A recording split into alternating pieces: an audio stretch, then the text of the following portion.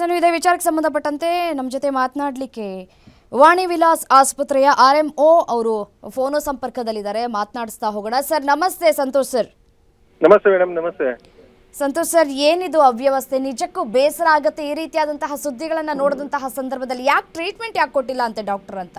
Madam, ಅದು ಕನಕಪುರದಿಂದ refer ಆಗಿದ್ದಾರೆ. ಅವರು ಕನಕಪುರ ಊರವರು. IUD ಅಂತ ಅಂದ್ರೆ ಹೊಟ್ಟೆಯಲ್ಲೇ ಮಗು ಡೆತ್ ಆಗಿದೆ ಅಂತೆ. ಸರಿ. ಅದನ್ನು ಇಲ್ಲಿ ಬಂದು ನಮ್ಮಲ್ಲಿ ಅವಳಿಗೆ ಹಾರ್ಟ್ ಪ್ರಾಬ್ಲಮ್ ಇದೆ ಅಂತೆ ಮಗುಗೆ, ಇದು ತಾಯಿಗೆ ಸೆಕ್ಷನ್ ಮಾಡಿದ್ರೆ ಅದ್ರದ್ದೇನೆ ತೊಂದರೆ ಕಾಂಪ್ಲಿಕೇಶನ್ಸ್ ಇರ್ತವೆ ಅನ್ಕೊಂಡು ಫಸ್ಟ್ ಟ್ಯಾಬ್ಲೆಟ್ ಇನ್ಸರ್ಟ್ ಮಾಡಿ ಟ್ಯಾಬ್ಲೆಟ್ ಮುಖಾಂತರನೇ 3 ಸೆಂಟಿಮೀಟರ್ ಡೈಲೇಟೇಷನ್ ಆಲ್ರೆಡಿ ಆಗಿದೆ ಅವ್ರಿಗೆ. ಮಗು ಬರುವ ದಾರಿ ಓಪನ್ ಆಗಿದೆ.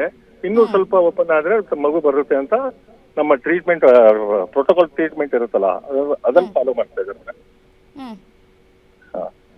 ಹಂಗಲ್ಲ ಸರ್, ರಾತ್ರಿ ಇಡೀ ಪಾಪ ಆಕೆ ನರಳಿದಾರಲ್ಲ, ಸ್ವಲ್ಪ ಆದ್ರೂ ಮಾನವೀಯತೆ ಕರುಣೆ ಇಲ್ಲ, ರಾತ್ರಿನೇ ಟ್ರೀಟ್ಮೆಂಟ್ ಸ್ಟಾರ್ಟ್ ಮಾಡಿದ್ದಾರೆ. ರಾತ್ರಿಯಿಂದಾನೇ ಟ್ರೀಟ್ಮೆಂಟ್ ಸ್ಟಾರ್ಟ್ ಮಾಡಿದ್ದಾರೆ. ಅವ್ರ ಹಸ್ಬೆಂಡ್ಗೂ ಕೂಡ ನಮ್ಮ ಡಾಕ್ಟರ್ ಕೂಡ ಮಾತಾಡಿದ್ದಾರೆ, ಇವಾಗ್ಲೂ ಕೂಡ ಮಾತಾಡಿದ್ದಾರೆ. ಅಷ್ಟೇ, ನೋಡಪ್ಪ ನೀವು ಮಾಡು ಅಂದ್ರೆ ಸೆಕ್ಷನ್ ಮಾಡ್ತೀವಿ, ಬಟ್ ಸೆಕ್ಷನ್ ಮಾಡಿದ್ರೆ ಅದ್ರದಂತಾನೆ ಕಾಂಪ್ಲಿಕೇಶನ್ಸ್ ಇರುತ್ತೆ, ದಯವಿಟ್ಟು ಸಹಕರಿಸಿ ಅಂತಾನೆ ಅವ್ರಿಗೆ ರಿಕ್ವೆಸ್ಟ್ ಮಾಡ್ಕೊಂಡಿದ್ದಾರೆ. ಇನ್ ಸೆಕ್ಷನ್ ಮಾಡೋದು ಅಂದ್ರೆ ಇವಾಗ್ಲೇ ಮಾಡ್ತಾರೆ ಅಂತ ಡಾಕ್ಟರ್ಸ್ ಕೂಡ ಎಕ್ಸ್ಪ್ಲೇನ್ ಮಾಡಿದಾರಂತೆ ಅವ್ರಿಗೆ.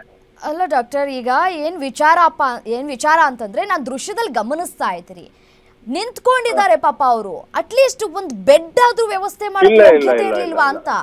ಬೆಡ್ ಎಲ್ಲ ಇದೆ ಮೇಡಮ್, ಖಂಡಿತ ಇದೆ. ಬೆಡ್ ಇದ್ರು ಯಾಕೆ ಕೊಡ್ಲಿಲ್ಲ ಹಾಗಿದ್ರೆ? ಇಲ್ಲ, ಕೊಟ್ಟಿದ್ದಾರೆ ಮೇಡಮ್. ನಾನು ದೃಶ್ಯದಲ್ಲಿ ಗಮನಿಸ್ತಾ ಇದ್ದೀನಲ್ಲ ಸರ್, ಕಣ್ಣಾರೆ ನೋಡ್ತಾ ಇದ್ದೀನಿ. ನಿಮಗೆ ದೃಶ್ಯ ಸಿಕ್ಕಿಲ್ಲ ಅಂತ ಕಾಣಿಸುತ್ತೆ. ಬೇಕಾದ್ರೆ ನನ್ನ ಕಲೀಗ್ ಹೇಳಿ ನಿಮ್ಗೆ ಫಾರ್ವರ್ಡ್ ಮಾಡಕ್ ಹೇಳ್ತೀನಿ ಆ ದೃಶ್ಯನ.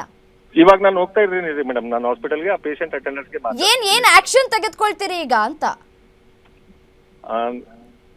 ಹಲೋ ಸರ್, ತಪ್ಪು ನಿಮ್ಮವ್ರ ಕಡೆಯಿಂದ ಆಗಿದೆ, ಡಾಕ್ಟರ್ಸ್ ಗಳಿಂದ ಆಗಿದೆ. ನೀವು ಏನ್ ಆಕ್ಷನ್ ತೆಗೆದುಕೊಳ್ತೀರಾ ಈ ಮೂಲಕ ಹೇಳಿ. ಗ್ಯಾರಂಟಿ ನ್ಯೂಸ್ ಸಂಬಂಧಪಟ್ಟ ಡಾಕ್ಟರ್ಗೂ ಕೂಡ ಫೋನ್ ಅಲ್ಲಿ ಮಾತಾಡಿದ್ದೀನಿ ಮೇಡಮ್. ಇವತ್ತು ರಜೆ. ಏನ್ ಹೇಳ್ತಾರೆ ಅವರು ನಿಮ್ ಜೊತೆ? ಅವರು ಸರ್ ಆಲ್ರೆಡಿ ಟ್ರೀಟ್ಮೆಂಟ್ 6 ಅವರ್ಸ್ಗೆ ಒಂದು ಟ್ಯಾಬ್ಲೆಟ್ ಇಡಬೇಕು, ಅದು ಇಡ್ತಾ ಇದೀವಿ, ನಿನ್ನೆಯಿಂದ ಇಟ್ಟಿದೀವಿ. ಈಗಾಗಲೇ 3 ಸೆಂಟಿಮೀಟರ್ ಡೈಲೇಟೇಷನ್ ಆಗಿದೆ ಮಗು ಬರುವ ದಾರಿ. ಇನ್ನೊಂದು ಸ್ವಲ್ಪದ್ರಲ್ಲಿ ಆಗುತ್ತೆ ಅದು ಡೆಲಿವರಿ.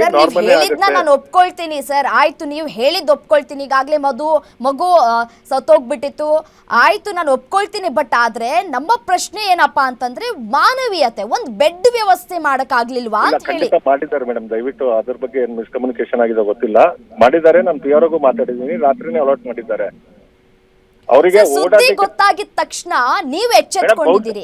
ನಿಮ್ಗಿರುವಷ್ಟು ಮಾನವೀಯತೆ ನಿಮ್ಮ ಆಸ್ಪತ್ರೆಯ ಸಿಬ್ಬಂದಿಗಳಿಗಿಲ್ವಾ, ಡಾಕ್ಟರ್ಸ್ ಗಳಿಗಿಲ್ವಾ ಅಂತ? ಇನ್ನೊಂದು ವಿಷಯ ಆಗಿರ್ಬೋದು ಮೇಡಮ್, ಅವ್ರಿಗೆ ಈ ಡೆಲಿವರಿ ಪೀರಿಯಡ್ ಅಲ್ಲಿ ಸ್ವಲ್ಪ ವಾಕ್ ಮಾಡ್ರಮ್ಮ ಅಂತ ಹೇಳಿರ್ತಾರೆ. ಲೇಬರ್ ರೂಮ್ ಇಂದ ಆಚೆ ಈಚೆ ವಾಕ್ ಮಾಡಿದ್ರೆ ಡೆಲಿವರಿಗೆ ಅನುಕೂಲ ಆಗಂಗ ಆಗುತ್ತೆ ಅಂತ ಹೇಳಿರ್ತಾರೆ ಡಾಕ್ಟರು. ಒಟ್ಟು ಬೆಡ್ ಇಲ್ಲ ಅನ್ನೋ ವ್ಯವಸ್ಥೆ ಅಂತೂ ಖಂಡಿತ ಇಲ್ಲ ಮೇಡಮ್. ಓಕೆ ಡಾಕ್ಟರ್, ನೀವು ಹೇಳ್ತಾ ಇದ್ದೀರಿ, ನಾನು ಅಲ್ಲೇ ಆಸ್ಪತ್ರೆಗೆ ಹೋಗ್ತಾ ಇದ್ದೀನಿ, ಖುದ್ದಾಗಿ ಅವರಿಗೆ ಮಾತಾಡ್ತೀನಿ. ಓಕೆ ಡಾಕ್ಟರ್, ನೀವು ಹೋಗ್ತಾ ಇದ್ದೀರಿ ಸ್ಥಳಕ್ಕೆ, ಪರಿಶೀಲನೆ ಮಾಡ್ತೀರಿ. ಓಕೆ, ಒಪ್ಕೊಳ್ತೀನಿ. ಯಾವ ರೀತಿಯಾದಂತಹ ನಿರ್ಧಾರವನ್ನ ಕೈಗೊಳ್ತೀರಿ ಅಂತ ಹೇಳಿ ನಾವು ಕೂಡ ಕಾದ್ ನೋಡ್ತೀವಿ. Thank you doctor, Guarantee News ಜೊತೆ ಮಾತನಾಡಿದಕ್ಕಾಗಿ. ನೋಡೋಣ, ಡಾಕ್ಟರ್ ಸಂತೋಷ್ ಅವರು ಭರವಸೆಯನ್ನ ಕೊಟ್ಟಿದ್ದಾರೆ. ವಾಣಿ ವಿಲಾಸ್ ಆಸ್ಪತ್ರೆಯ ಡಾಕ್ಟರ್ ಸಂತೋಷ್ RMO ಅವರು ಭರವಸೆಯನ್ನ ಕೊಟ್ಟಿದ್ದಾರೆ.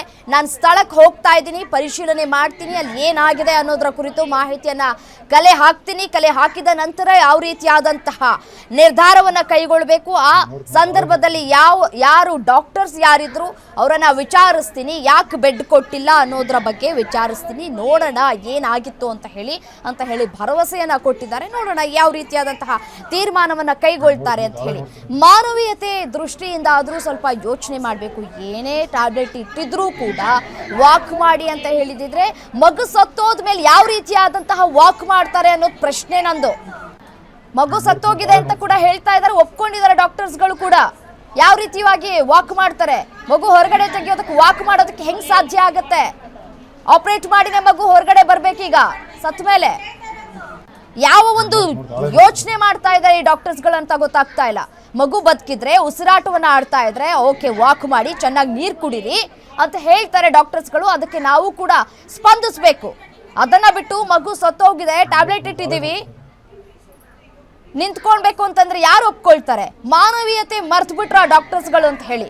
ಅಟ್ಲೀಸ್ಟ್ ಒಂದು ಬೆಡ್ ವ್ಯವಸ್ಥೆಯನ್ನ ಮಾಡಕ್ ಯೋಗ್ಯತೆ ಇಲ್ಲ ಅಂತಂತಂದ್ರೆ ಯಾಕಾಗ್ಬೇಕು ಇವ್ರುಗಳೆಲ್ಲ ಡಾಕ್ಟರ್ಸ್ಗಳು? ನಾನು ಕೂಡ ಎಷ್ಟೋ ಕೇಸ್ಗಳನ್ನ ನೋಡಿದ್ದೀನಿ, ನಾವೇ ಸುದ್ದಿಯನ್ನ ಬಿತ್ತರ ಮಾಡಿದ್ದೀವಿ, ಎಷ್ಟೋ ಈ ರೀತಿಯಾದಂತಹ ಕೇಸ್ಗಳನ್ನ.